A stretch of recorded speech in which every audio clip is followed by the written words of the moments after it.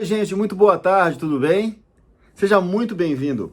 Hoje o Insight destaca dois assuntos que para mim são de importância enorme compreender. Um é, claro, a dinâmica do consumo de óleo cru e como que as exportações no mundo estão sendo diretamente influenciadas por quem tem maior poder de compra e, claro, devido a todos os impactos da pandemia e da recessão que a gente está vivendo, como é que os preços têm se comportado.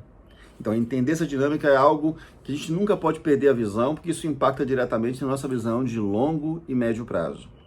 A outra coisa é renováveis. E aí, o que você acha?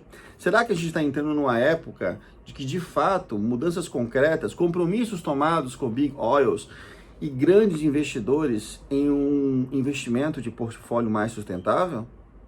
Será que o Brasil está preparado para isso? Será que a gente está entendendo o que está acontecendo? Olha, não sou guru nem oráculo, mas dá para a gente pensar junto nas consequências e naquilo que a gente está ouvindo hoje. Então não perde tempo não, seja muito bem-vindo. Você está no Portal Insights, meu nome é Pablo Costa e estes são os Insights da semana.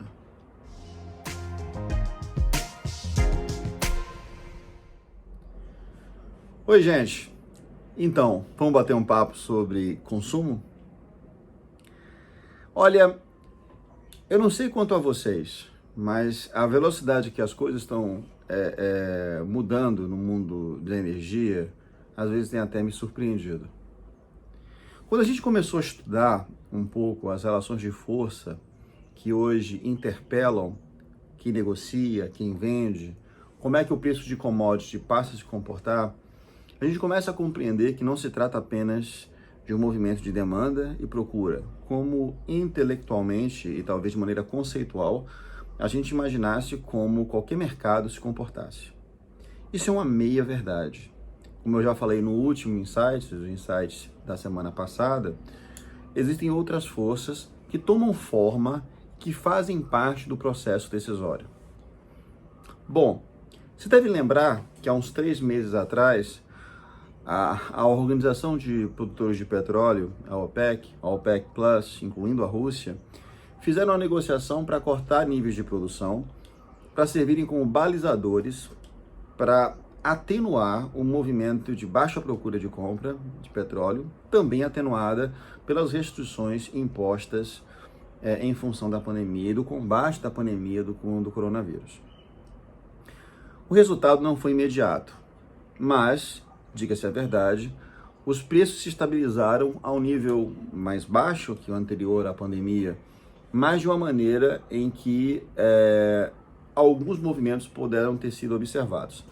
A gente destacou muito aqui nas semanas aqui no Insight os movimentos que se alternaram através das empresas produtoras, seja na mudança de approach, seja na questão de preservação de caixa, desinvestimentos, segurança de gasto de CAPEX.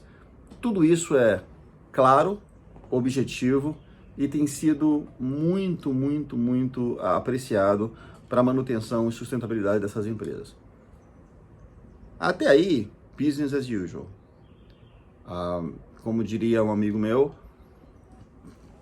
Pablo, enquanto uns choram, outros seguramente vendem lenços. Essa é uma lei do mercado.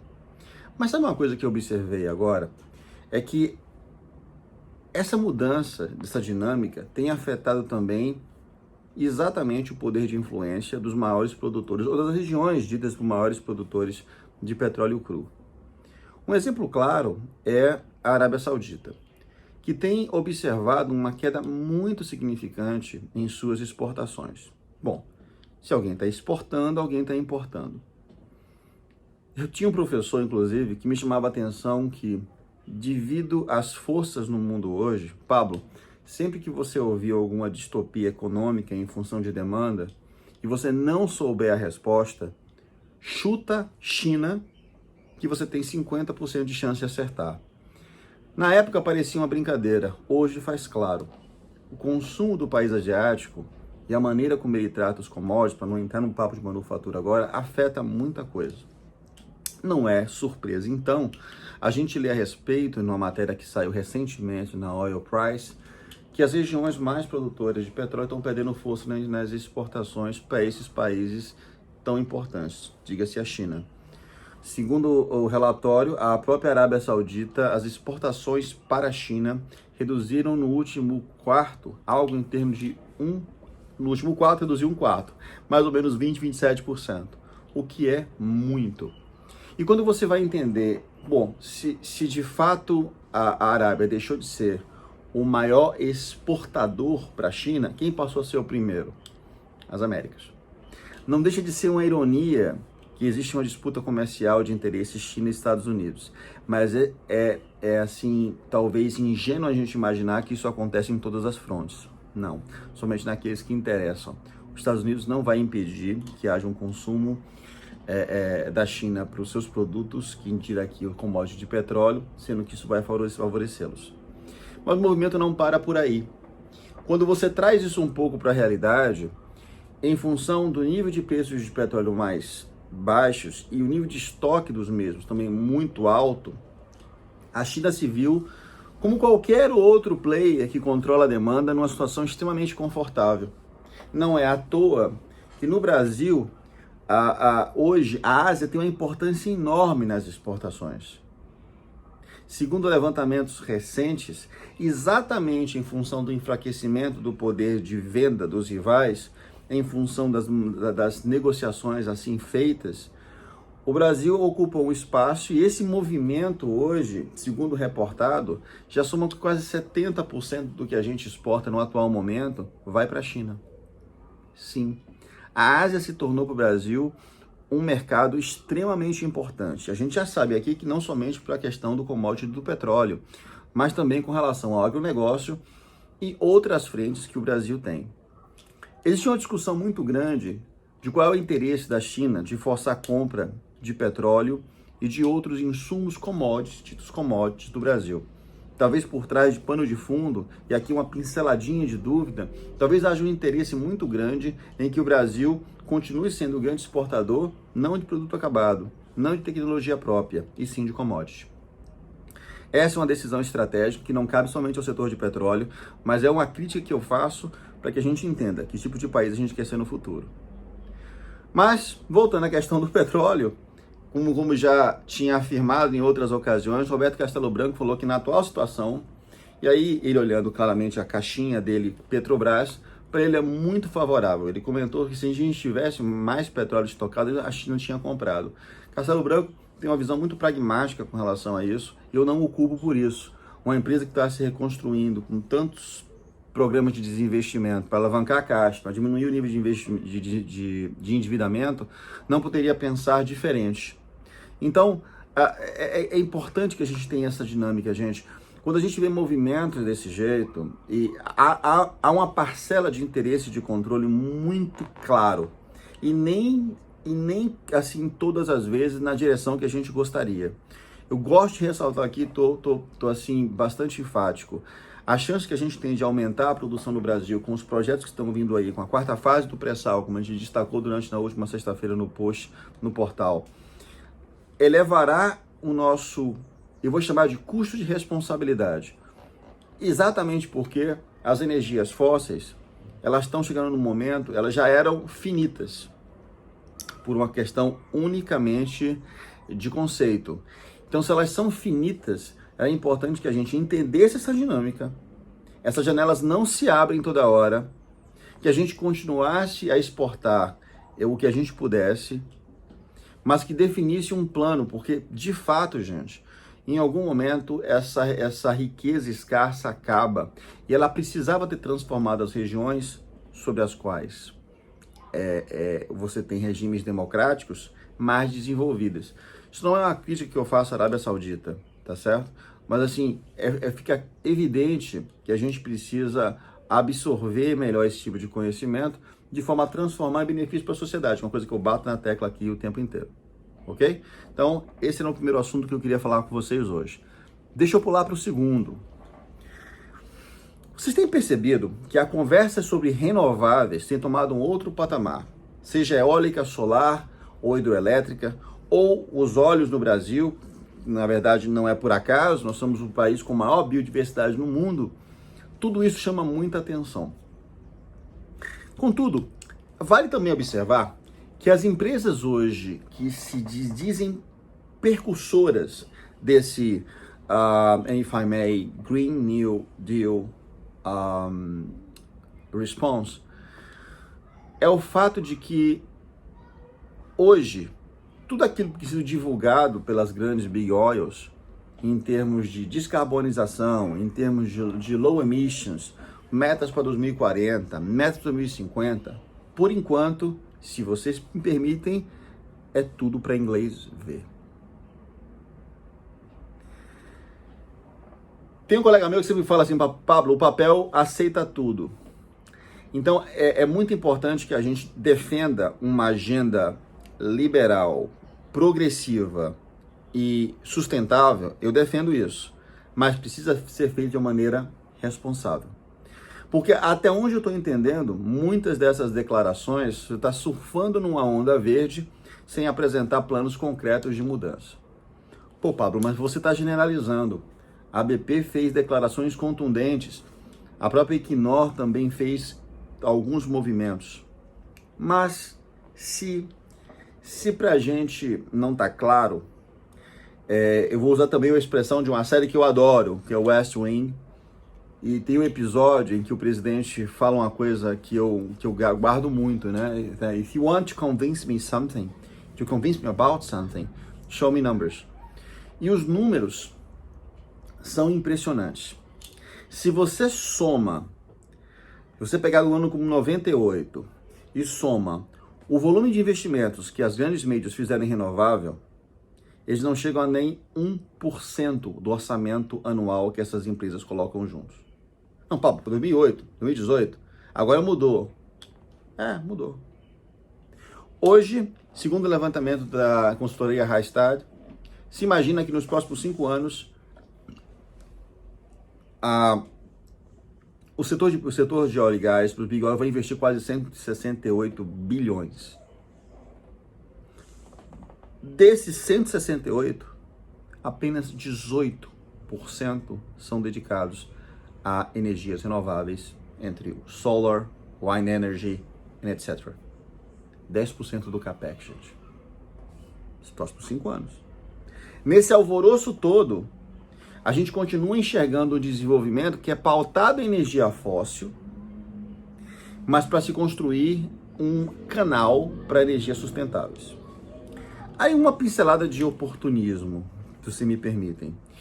Porque quando você compara a energia gasta, as emissões entre você queimar energia de petróleo e gás natural polui quase 1/3 menos.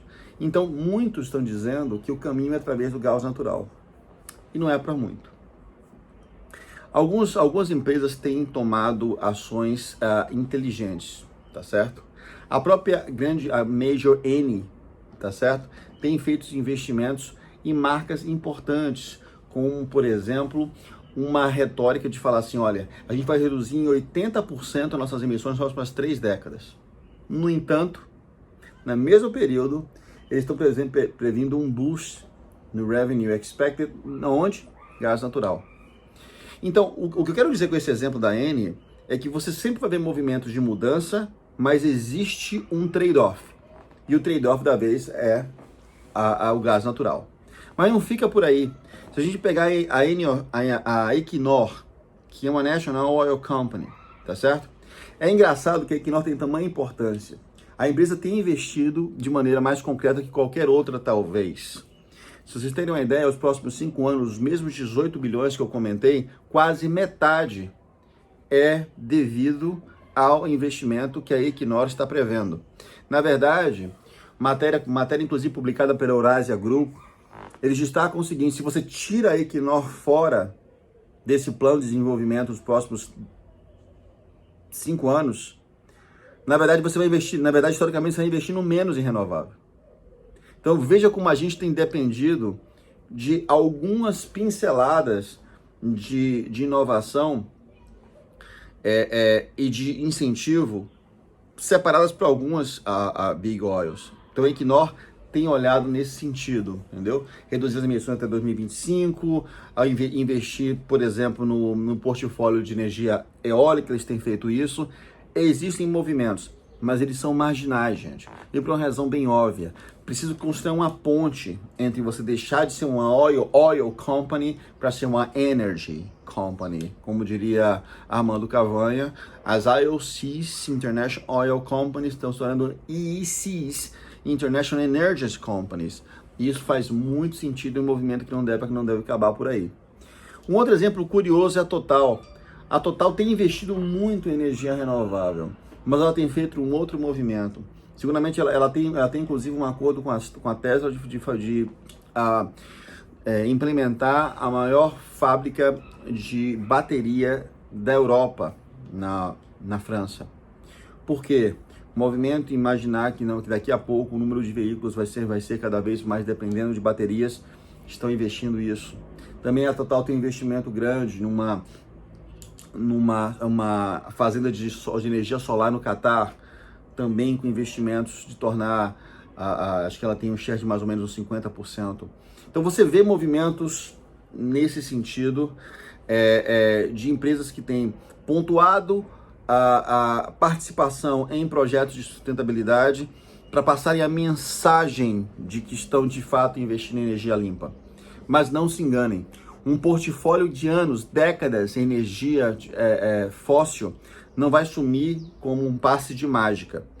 E na verdade nenhum de nós quer que isso aconteça dessa forma. Eu sempre defendi hoje, com quase 22 anos de indústria, trabalhando aqui no Brasil, uma coisa para mim ficou clara. A transição é esperada e ela deve acontecer de maneira sustentável. Sustentável não quer dizer uma mudança brusca. Como eu já comentei aqui, não é um switch in, switch off. Mas é algo que precisa ser apreciado e planejado. Tem que ser uma política pública também. Pública, não quero dizer aqui que o Estado tome conta, mas pública de participar com a iniciativa privada nas mudanças tão necessárias, sejam elas regulatórias ou de infraestrutura, que permutarão investimento nas regiões.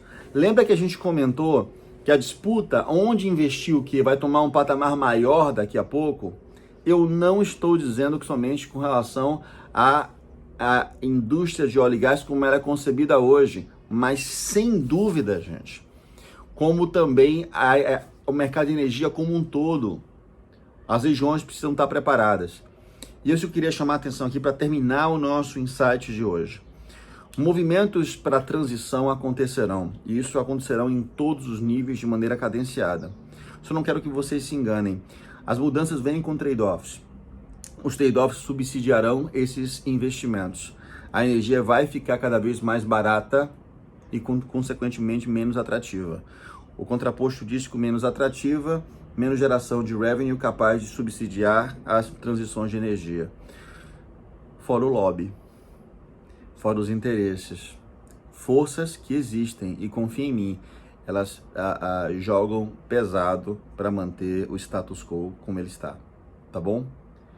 No mais, eu agradeço demais a companhia de vocês, sejam críticos, deixem aqui seus comentários, para onde é que a gente está indo, e a gente vai continuar construindo esse caminho juntos, tá bom? Olha, esse foi o Insights, eu espero que vocês tenham gostado, 2 assuntos que para mim foram importantes, fica atento nas postagens. A gente está correndo aqui com o nosso lado profissional e postando alguma coisa a cada dia. Fica aqui o meu abraço, um domingo lindo desse aqui no Rio de Janeiro, espero que no Brasil inteiro e lá fora, tá certo? Clica no canal, deixa um recadinho para mim, me conecta lá aqui no seu LinkedIn, vamos continuar batendo esse papo sempre animado e sempre instrutivo, tá certo? Gente, um abraço, fiquem com Deus, este foi o Insight da semana, a gente se vê na semana que vem. Um abraço, até lá!